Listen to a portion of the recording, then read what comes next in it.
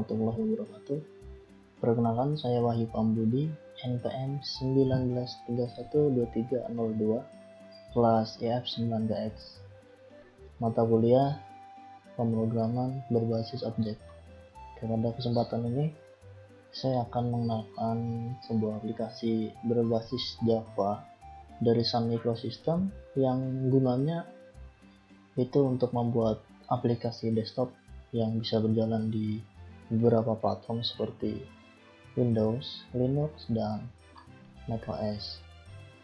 Baik, untuk sekarang langsung kita buka saja aplikasi NetBeans-nya. Di sini saya menggunakan NetBeans IDE versi 8.2. Sebelum menginstal NetBeans, kita juga harus menginstal Java ya. Minimal Java 8. Oke. Ini adalah tampilan awal dari NetBeans. Untuk pertama, kita bisa membuat sebuah project baru atau membuka open project. Sini kita sedikit pengenalan bagaimana cara untuk membuat project baru. Pertama, kita klik file, terus new project. Karena di sini kita menggunakan Java, maka secara default NetBeans langsung memberikan opsi untuk milih Java. Jika sudah, kita klik next. Oke, di sini adalah nama dan lokasi. Untuk project name-nya kita default saja untuk Java aplikasi 1. Di folder penyimpanannya di datasheet dokumen NetBeans project. Jika sudah, kita klik finish. Baik, ini adalah hasil dari project yang tadi kita buat. Oke, untuk pertama kita coba untuk menampilkan hello world pada konsol dari aplikasi kita dengan perintah system.out.println. Di sini kita tulis hello world. Jika sudah, kita klik run. Nah, maka akan tampil sebuah hasil dari yang tadi kita buat. Oke, bagaimana jika kita ingin membuat sebuah tampilan dari aplikasi kita atau tampilan utama? Di sini kita klik kanan pada source package, terus new Java package. Ini kita beri nama view. Oke, sini kita klik new, lalu kita buat apa nih, Java G-Frame. Misalkan di sini utama. Oke, nah ini adalah G-Frame atau tempat untuk kita meletakkan swing. Nah, di sini misalkan kita ingin membuat sebuah label, kita tinggal drag saja. Oke, dengan nama label di sini bisa kita ubah. Ini aplikasi pertamaku. Lalu kita buat button. Kita ubah namanya jadi oke. Oke, tadi kita sudah membuat G-File dan menambahkan label serta kita tambahkan button. Oke, kita jalankan dengan klik run atau F6. Oke, ini adalah hasil dari aplikasi pertama kita. Kita sudah memiliki sebuah project. Di sini kita akan melakukan open project. Lalu kita cari project. Di sini sudah ada, dapat dari kakak dos. Kita klik open project. Oke, di sini project yang diberikan oleh kakaknya itu sebuah aplikasi CRUD atau CRUD, create, read, update, delete. Yang di sini sudah ada beberapa package, yaitu control, model, dan view. Di sini juga terdapat library, yaitu MySQL, absolute layout dan JDK 1.8. Oke, pertama kita akan coba untuk melihat view dari form pegawai. Oke, di sini menggunakan sebuah G-frame seperti yang awal tadi kita buat. Lalu di sini menggunakan G-panel, yaitu tempat swing, mengatur tata letak dari label, dari text field, serta komponen swing lainnya. Di sini terdapat tiga G-panel, yaitu data pegawai, proses, dan daftar pegawai. Data pegawai, proses, dan daftar pegawai. Oke, selanjutnya kita akan coba untuk membuka kontrol pegawai, koneksi database, dan model pegawai. Coba untuk kita buka dari kontrol pegawai. Nah, sebelumnya di sini akan mengimport dari control.connection.db npm. Nah, itu kita ambil dari sini. Connection db npm. Oke, di sini sudah terdapat kelas dengan nama koneksi db underscore npm dan java. Ini menggunakan public connection statement dan dengan nama alias untuk koneksinya ke database. Oke, di sini kita akan mengkoneksikan ke dalam localhost dengan port 3306 dengan nama db pegawai npm dengan user root dan passwordnya tidak ada. Untuk menampilkan jika berhasil, maka akan nampil di aplikasi kita atau di konsol ini akan tampil koneksi berhasil.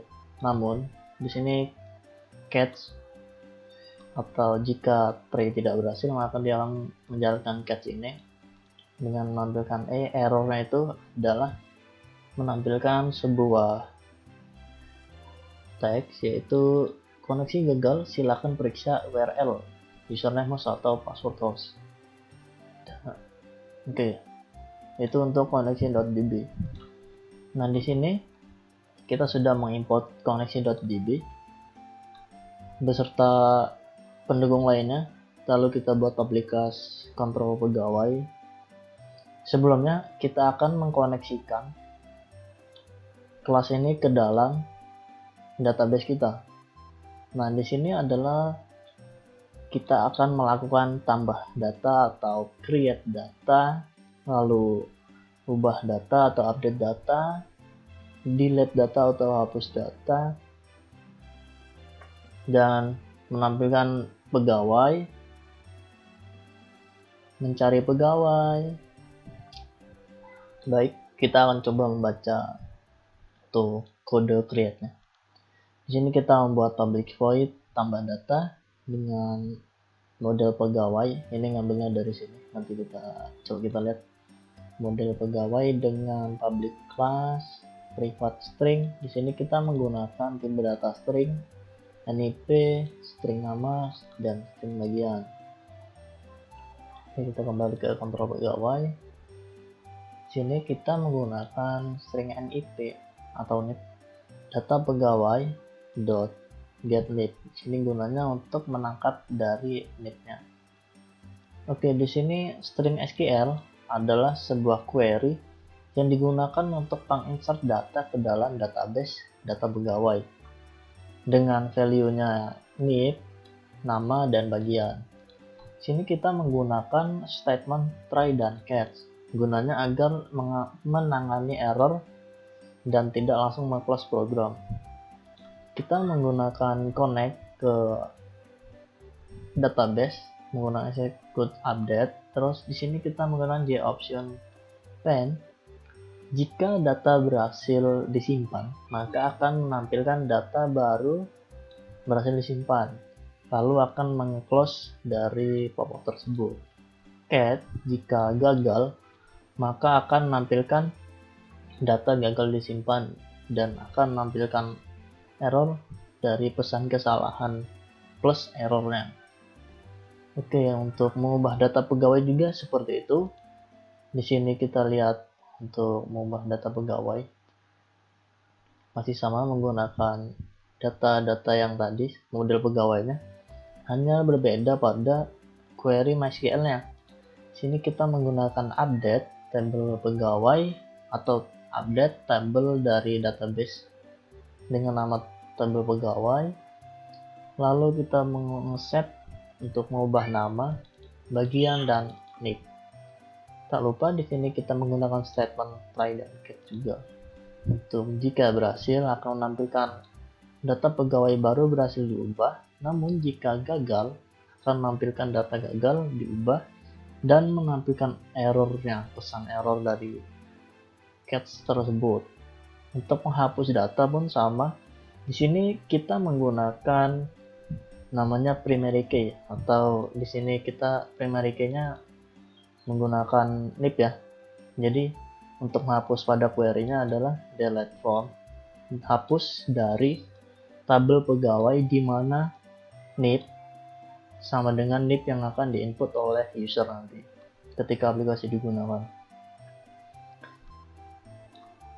Oke, untuk daftar pegawainya di sini kita sebelumnya untuk mengkoneksikan ke database, lalu mengambil list dengan cara array list dari model pegawai, lalu menggunakan statement try dan catch lagi.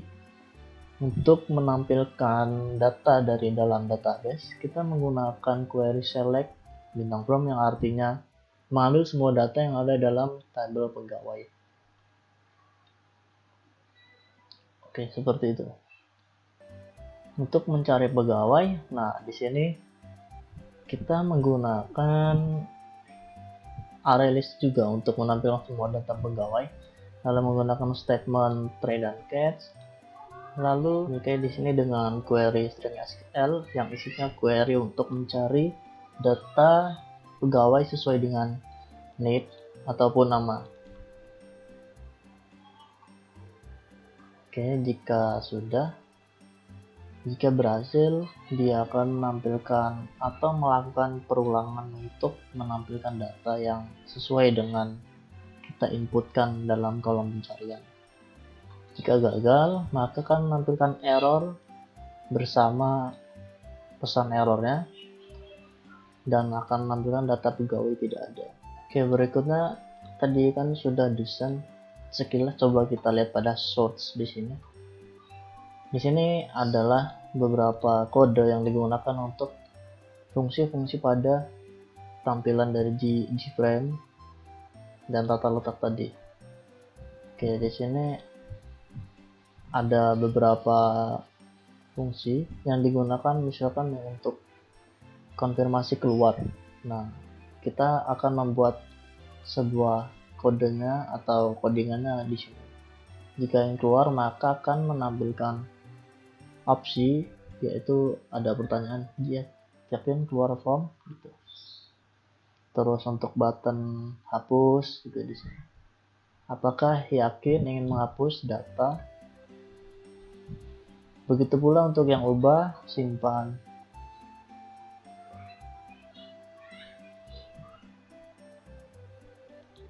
Oke, di sini juga terdapat untuk mengatur map. Untuk mengatur komponen tombol yang aktif. Jika proses batal on, maka button simpan, ubah, hapus, dan bar. Button simpan, ubah, dan hapus tuh dinonaktifkan atau false dengan nilai false, kecuali untuk button baru. Oke, untuk kondisi berikutnya itu jika button baru diklik, maka button simpan akan aktif, button ubah dan hapus akan nonaktif atau false, dan button baru akan berubah menjadi ke batal. Oke, berikutnya adalah fungsi untuk atau metode untuk menampilkan pegawai ya. Ini di sini nanti dia bakal tampil di sini.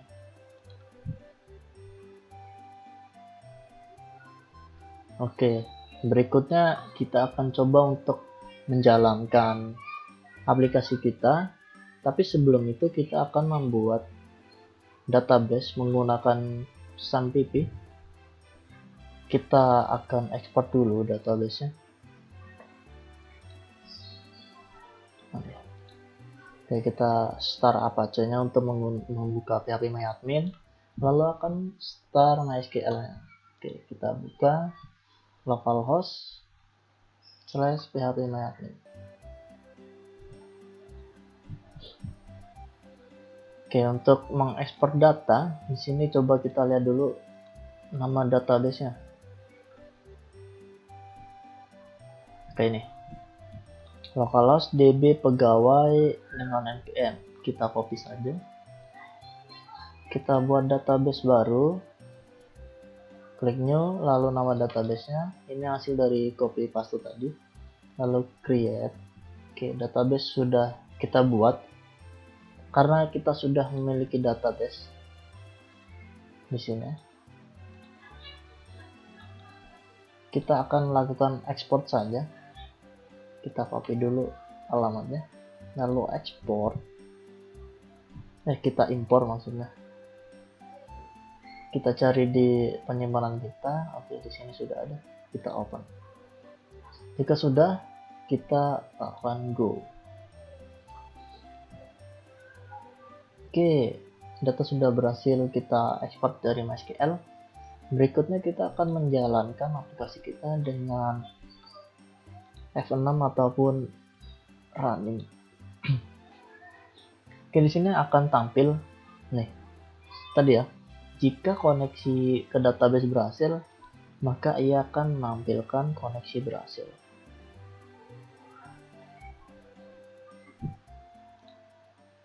Oke, di sini nih. Nah, dan hasilnya di sini tadi sudah ada hasilnya.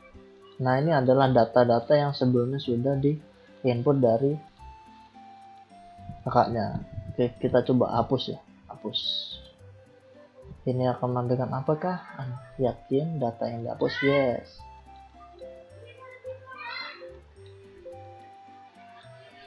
Oke, data sudah berhasil dihapus. Coba kita lagi hapus. Yes. Oke. Coba kita ingin ubah dari datanya, kita ubah. Semua kita isi dulu nama, misalkan Wahyu. Jadi keuangan, lalu kita ubah. Apakah data sudah benar? Yes. Oke, di sini terjadi perubahan data. Bagaimana dengan pencarian? Tadi kita menggunakan query like, mencari data dalam MySQL. Yang ciri kita panggil cari data dengan nama pegawai Wahyu. Oke, mungkin cukup sekian yang bisa saya sampaikan. Mohon maaf jika terdapat kesalahan atau tidak teliti atau salah dalam penyebutan. Terima kasih. Wassalamualaikum warahmatullahi wabarakatuh. Bye bye.